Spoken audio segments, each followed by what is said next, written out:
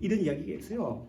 성 프란시스가 구비오라는 마을에 머물고 있었습니다. 그런데 구비오라는 그 마을에 늑대가 나타나서 마을의 가축뿐만 아니라 사람까지 해치고 있었어요. 그래서 사람들이 점점 그 마을을 떠나기 시작했습니다. 그 마을에 머물고 있던 성 프란시스는요, 참 안 됐다는 마음이 들어서요, 본인이 직접 늑대를 만나기로 결심합니다.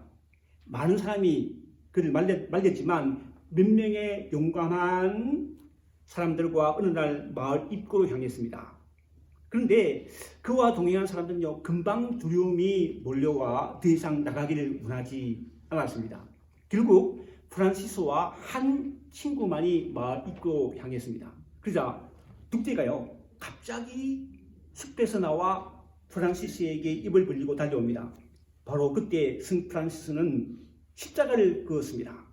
그 순간 하나님의 능력이 늑대를 진정시키더니 늑대가 천천히 입을 다물고 걸어옵니다. 이때 프란시스가 이렇게 외칩니다. 형제 늑대여, 나에게 오라. 주님의 이름으로 명하노니 아무도 해치지 말라. 순간 늑대는 머리를 숙이더니 프란시스의 발 앞에 양처럼 무릎을 꿇습니다. 그러자 프란시스는 계속 이렇게 말합니다. 나는 네가 이 구비오 마을 사람들과 평화의 조약을 맺기를 원한다. 그들은 너를 해치지 않을 것이고 너도 그들을 해치면 안 된다. 지난 일들은 다 용서받았다. 늑대도 동의한다는 표시로 몸을 움직이고 고개를 끄덕입니다. 그리고는 마을로 들어옵니다. 그리고 마을 사람들에게 프란시스는 설교를 하고 늑대와의 화평을 구합니다. 마을 사람들은 늑대와의 화평을 약속하면서 앞으로는 늑대에게 먹을 것을 주겠다고 약속합니다.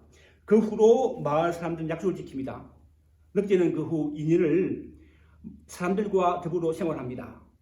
매일 이 집 저 집 앞에 놓여있는 음식을 먹습니다. 정말로 믿기 어려운 이야기지만 싫어하라고 그래요. 인터넷에 나온 이야기입니다. 싫어하라고 그래요. 그런데 오늘 우리가 읽은 성경 이사야서 본문이 바로 이러한 평화의 나라를 잘 묘사하고 있습니다. 그렇죠?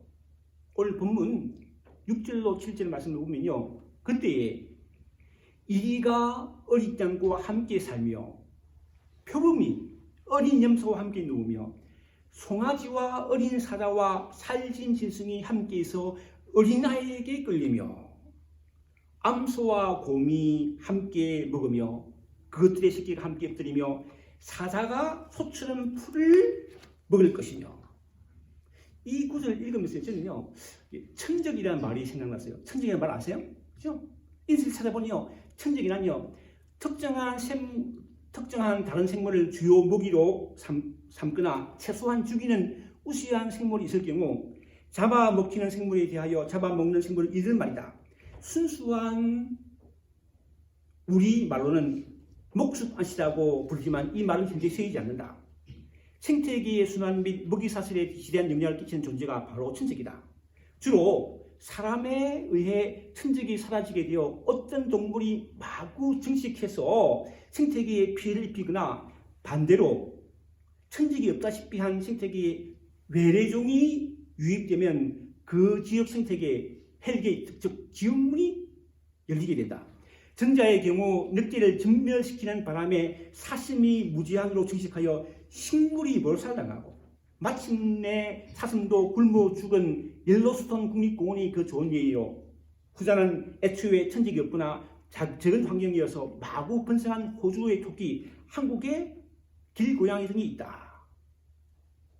이와 같이 결코 함께 할 수 없는 천적 사이인 이리와 어린 양, 표범과 어린 염소, 암소와 곰이 함께 살며 함께 누우며 함께 먹는다는 거예요.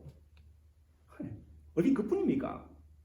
어린 사자와 살찐 짐승이요, 어린 아이에게 끌린다고 합니다. 상상이 가지 않는 장면이라고 하지 않을 수 없죠. 여리고 어린 아이가 자기 집에 강아지도 끌기 힘든데요, 사자를 끈다는 거예요. 그런데 오늘 8절은요, 한술 더 떠서 이렇게 평화의 날을 묘사합니다. 8절을 읽어보면요, 젖먹는 아이가 독사의 구멍에서 장난하며 젖된 어린아이가 독사의 굴에 손을 넣을 것이다. 저는 어린 시절에 여러분도 그랬겠죠. 저는 어린 시절에 빈꽁토에서 놀았어요. 옛날에 빈꽁토 집 앞에 나가면 공터가 있거든요. 거기서 가가지고 흙을 가지고 구멍을 내어서 집을 짓기도 하고 또 허물기도 하고 그래 놀았습니다. 여러분도 그러셨죠? 예수 되신 분들 그죠? 그렇습니다. 그죠? 그런데 평화의 나라가 임하면요, 젖먹는 아이가 독사가 되는 굴에 손을 넣고 장난질하는 것처럼 상상치 못할 정말 놀라운 일들이 일어난다는 거예요. 계속되는 구절에서 선지자 이사야는요, 평화의 나라를 이렇게 증거합니다. 내 거룩한 산 모든 곳에서 해됨도 없고 삶도 없을 것이니 이는 물이 바다를 덮음같이 여호와를 아는 지식이 세상에 충만할 것입니다. 여기서 거룩한 산은요, 1차적으로 하나님의 성전이 있는 예루살렘을 가리키는 말인데, 뒤에 나오는 세상이라는 말과 병행해서 하나님에 의해 구속되고 새로워진 세계를 총칭하는 말이라고 합니다. 그런데 그러니까 해름도 없고 상함도 없는 참 평화의 나라가 전 세계에 임하기 위해서, 그렇게 임하기 위해서요, 그 전에 먼저 여호와 하나님을 아는 지식, 여호와를 참으로 경외하고 온전한 마음으로 그를 기뻐하며 기꺼이 그 앞에 복종하는 지식이 온 땅에 편만하게 퍼져야 한다는 거예요. 구절을요, 현대인의 성경으로 다시 읽어보면 이렇게 나옵니다. 하나님의 거룩한 산 시온에는 해로운 것이나 악한 것이 아무것도 없을 것이다. 이것은 여호와를 아는 지식이 충만할 것이기 때문이다. 그렇다면요, 여호와를 아는 지식이란 무엇이며 어떻게 얻을 수 있을까라는 질문이 나오죠. 여호와를 아는 지식이 뭐냐? 이 대해서 솔로몬은 잠언서 1장 7절에서 이렇게 말합니다. 여호와를 경외하는 것이 지식의 근본이거늘. 여호와를 경외할 때 여호와를 알게 되며 비로소 평화의 나라를 체험하게 된다는 거예요. 오늘 본문 3절에서도 이사야는요, 여호와를 경외함으로 즐거움을 삼아라 라고 합니다. 그렇게 여호와를 경외할 때 평화의 나라가 임하게 되는데, 이사야 선지자는 그것을요, 새 하늘과 새 땅이 임하는 것이라고 그렇게 노래합니다. 새 하늘과 새 땅이 임한다는 거예요. 이사야서 65장 17절로 20절 말씀 제가 읽어보면 들어보세요. 보라, 내가 새 하늘과 새 땅을 창조하나니 이것은 기억되거나 마음에 생각나지 않을 것이다. 너희는 내가 창조하는 것으로 말미암아 영원히 기뻐하며 즐거워할지니라. 보라, 내가 예루살렘을 즐거운 색으로 창조하여 그 백성을 기쁨으로 삼고, 내가 예루살렘을 즐거워하며 나의 백성을 기뻐하리니 우는 소리와 부르짖는 소리가 그 가운데서 다시는 들리지 아니할 것이며, 거기는 날수가 많지 못하여 죽은 어린이와 수완이 차지 못한 노인이 다시는 없을 것이다. 정말 놀랍고 아름다운 평화로운 새하늘과 새 땅의 모습인데, 이어지는 이사야서 65장 25절에서 이렇게 증거합니다. 이리와 어린 양이 함께 먹을 것이며 사자가 소처럼 짚을 먹을 것이며 뱀은 흙을 양식으로 삼을 것이니 나의 성산에서는 해함도 없겠고 상함도 없으리라. 여호와께서 말씀하시니라. 그렇다면 이러한 평화의 나라가 언제 임한다는 거예요? 그실까요? 언제 임한다는 것일까요? 6절 말씀 보면요, 그때라고 말합니다. 그렇죠? 6절 말씀 보면 그때에 평화가 임한다는 거예요. 그러니까 앞선 1절로 5절 말씀이 평화의 나라가 이루어지는 때를 가리킨다고 할 수 있습니다.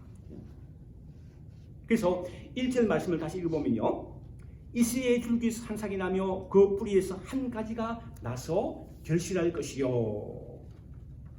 구약 성경의 이스라엘 백성들은요, 이 여호와 하나님이 애굽에서 종살이하던 자신들을 구원하여 홍해를 건너게 하시고 약속의 땅인 가나안 땅을 향하여 나아가게 하신 놀라운 구원의 산을 거둡니다. 그렇죠? 그 구약 성경 이야기죠. 그러나 그 놀라운 하나님의 사랑과 구원의 은혜를요, 이스라엘께서 잊어버려요. 종살이하는 사람들을요, 건져서 애굽을 요단강을 건너서 구원했는데 그 놀라운 사랑을 잃어버린다는 거예요. 그리고 하나님을 떠나 자기 마음과 자기 욕심대로 사는 죄를 범함으로 말미암아 스스로 멸망의 길로 들었습니다. 이러한 이스라엘에 대하여 이사야 선지자는 1장 2절로 4절에서 이렇게 참으로 안타깝게 이렇게 고백합니다. 하늘이여 들으라, 땅이여 귀를 기울이라. 여호와께서 말씀하시기를 내가 자식을 양육하였거늘 그들이 나를 거역하였도다. 소는 그 임자를 알고 나귀는 주인의 구유를 알건만은 이스라엘은 알지 못하고 나의 백성은 깨닫지 못하는도다 하셨도다. 슬프다. 범죄한 나라여, 그물진 백성이여, 행악의 종자여, 행위가 부패한 자식이로다. 그들이 유화를 버리며 이스라엘의 거룩하신 이를 만홀히 잊고 멀리하고 물러갔도다. 자신들을 구원한 하나님을 멀리한 죄를 범한 결과는요, 예루살렘의 멸망이라는 하나님의 심판으로 이어졌습니다. 이사야서 3장 8절로 무슨 말씀이? 예루살렘이 멸망하였고 유다가 엎드려졌으면 그들의 은혜와 행위가 여호와를 거역하여 그의 영광에 눈을 범하였으며 그들의 안색이 불리하게 증가하여 그들의 죄를 말해주고 숨기지 못함이 소돔과 같으니 그들의 영혼에 화가 있을진저 그들의 재앙을 자취하였도다. 부모는 자기 자식이 잘못하면요, 가만히 있습니까? 자식 잘못해서 가만히 있습니까? 야단치지요. 왜요? 사랑하니까. 이 자식이 잘못하는데 가만히 있는 부모 있습니까? 야단치죠, 당연히. 그렇죠? 자식이 잘 되기를 원합니다. 그러므로 부모는요, 잘못된 길을 가는 자식을 야단치지만 시간이 지나면 야단맞아 기가 죽고 있는 자식을 불쌍히 여겨 안아주고 다독여줍니다. 왜요? 자식을 사랑하기 때문이죠. 이처럼 하나님을 거역하고 제 마음과 제 뜻대로 살아감으로 멸망당한 이스라엘을 불쌍히 여기신 여호와 하나님께서 구원자를 허락하여 주실 것이라고 이렇게 말씀하시죠. 바로 다른 사람이 아니에요. 죄로 말미암아 멸망받아 죽을 수밖에 없는 우리를 구원하기 위해 예수 그리스도가 이 땅에 오실 것은 예언의 말씀이죠. 이사야서 7장 13절로 14절 말씀인데요. 이사야 이르되 다윗의 집이여 우라간데 들을지어다. 너희가 사람을 괴롭히고서도 그것을 작은 일로 여겨 또 나의 하나님을 괴롭히라느냐. 그러므로 주께서 친히 징조를 너희에게 주실 것이라. 보라, 처녀가 잉태하여 아들을 낳을 것이요 그의 이름을 임마누엘이라 하리라. 여기서 14절에 임마누엘이라는 말은요, 알지요? 하나님이 우리와 함께 계시다는 것으로, 예수가 처녀의 몸을 통하여 이 땅에 오신다는 것은요, 곧 하나님이 우리를 구원하기 위하여 사람의 몸을 입고, 나와 똑같은 사람의 몸을 입고 이 땅에 오신다는 거예요. 이어지는 오늘 본문 2절과 3절 성령의 구원자로 오실 예수 위에, 성령이 우리의 구원자로 오실 예수 위에 함께 임하신다고 이렇게 증거합니다. 2절과 3절의 상반절 말씀 읽어보면요, 현재의 성경을 읽어보겠습니다. 여호와의 성령께서 그에게 자기 백성을 다스릴 지혜와 지식과 재능을 주실 것이며 그는 여호와의 뜻을 알고 그를 두려운 마음으로 섬길 것이며 그에게 순종하는 것으로 즐거움을 이길 것이다. 여호와의 성령, 즉 여호와의 영이 어느 날 갑자기 우리 구원자로 오신 예수께 부어진 것이 아니었습니다. 하나님이요, 약속하신 대로 부어진 것이었습니다. 하나님 그냥 안 하세요. 약속하시고 하신다는 거예요. 하나님의 때에 약속하시고 하나님의 때가 되면 약속이 이루어진다는 거예요.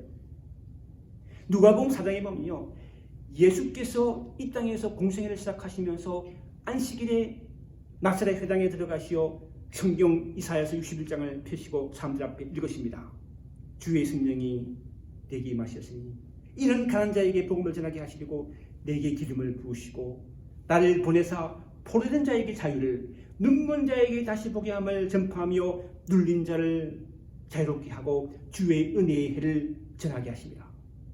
그리고 책을 덮어 그 맡은 자에게 주시고 앉으시니 회당에 있는 사람들이요 다 예수님을 주목하여 볼 때 예수께서 그들 이렇게 말씀하십니다. 이 글이 올 너희에게 임하였느니라. 예수께서 오셔서 성령의 기름 받으시다는 거예요. 이처럼 다윗의 언약대로 성령이 임한 예수께서 이사야 선지자의 예언대로 3년 동안 공생의 사역을 감당하신 것입니다. 예수께서 어떻게 공생애를 감당하실 것인지 오늘 본문 3절로 5절이 이렇게 예언합니다. 읽어보면요. 3절 5절 읽어보면 그가 경외함으로 즐거움을 삼을 것이며 그의 눈에 보이는 대로 심판하지 아니하며 그의 귀에 들리는 대로 판단하지 아니하며 공의로 가난한 자를 심판하며 정직으로 세상에 겸손한 자를 판단할 것이며 그의 입의 막대기로 세상을 치며 그의 입술의 기운으로 악인을 죽일 것이며 공의로 그의 허리띠를 삼으며 성실로 그의 몸에 띠를 삼으리라. 우리 구원자로신 예수님은 첫째 여호와를 경외함으로 즐거움을 삼으십니다. 경외라는 말을 우리 말을 알지요? 아는데 좀 이제 성경사를 찾아봤어요. 찾아봤더니 성경사를 찾아보니요 경외라는 말은 그 말이 두려움이라고 나오더라고요. 두려움을 다시 찾아봤더니 이렇게 정의하고 있었습니다. 성경은 두려움을 하나님께 대한 한 가지 반응으로 가장 빈번하게 언급하고 있다. 때때로 사람들은 죄를 저지르고 하나님의 보응을 예견하기 때문에 하나님을 두려워한다. 이러한 얘기는 여호와의 날에 대한 종말론적 환상 가운데 가장 완전하게 표현되었다. 하나님께 대한 두려움은 또한 그의 현현과 함께 나타나는 인간이 감당할 수 없는 영광의 위험에 의해 더욱 커지게 된다. 이러한 두려움에는 경외와 기쁨이 동반될 수도 있다. 때문에 복합적인 감정 가운데 나타나는 두려움은 크나큰 존경과 예배의 표현을 예표하고 있다. 다윗은요 시편 34편 9절에서 내 성도들아 여호와를 경외하라. 저를 경외한 자에게 부족함이 없도다 라고 합니다. 따라서 우리 구원자로 오신 예수님을 본받아 여호와를 경외함으로 부족함이 없는 삶을 살아가는 저와 이름 되시기를 주님의 축원합니다. 구원자로 오신 예수님은요 둘째 공의와 정직으로 심판하며 판단하십니다. 눈에 보이는 대로 한다는 게 아니에요. 공의와 정직을 한다는 거예요. 눈에 보이는 대로 판단하면 안 되는 이유에 대한 글이 있더라고요. 이런 이야기입니다. 한상의 부부가 유람선에서 해상 전환을 당했는데 구조 중에는요 자리가 하나밖에 없었습니다. 이때 남편은 부인을 남겨두고 혼자 구조선에 올랐고 부인은 침몰하는 배 위에서 남편을 향해 소리쳤다. 선생님은 여기까지 이야기하고 학생들에게 질문했다. 여러분 부인이 뭐라고 했을까요? 학생들은 기쁘게 말하기를 당신을 저주해요. 내가 정말 눈이 삐었지. 이때 선생님은 한 학생은 한마디도 하지 않고 있는 것을 발견하고 그 학생에게 다시 물었더니 그 학생은 선생님 제가 생각했을 때 부인은 아마 이렇게 말했을 것 같습니다. 우리 아이 잘 부탁해요. 선생님은 깜짝 놀라며 물었다.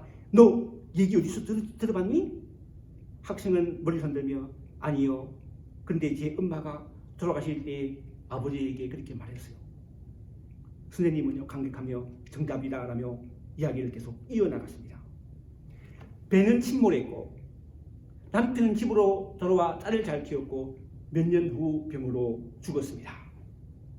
딸이 아빠의 유물을 정리하던 중 아빠의 일기장을 발견했는데 아빠와 엄마가 배 여행을 갔을 때 엄마는 이미 고칠 수 없는 중병에 걸려 있었고 그때 마침 사고가 발생하였고 아빠는 살 수 있는 유일한 기회를 볼 수가 없었던 것입니다.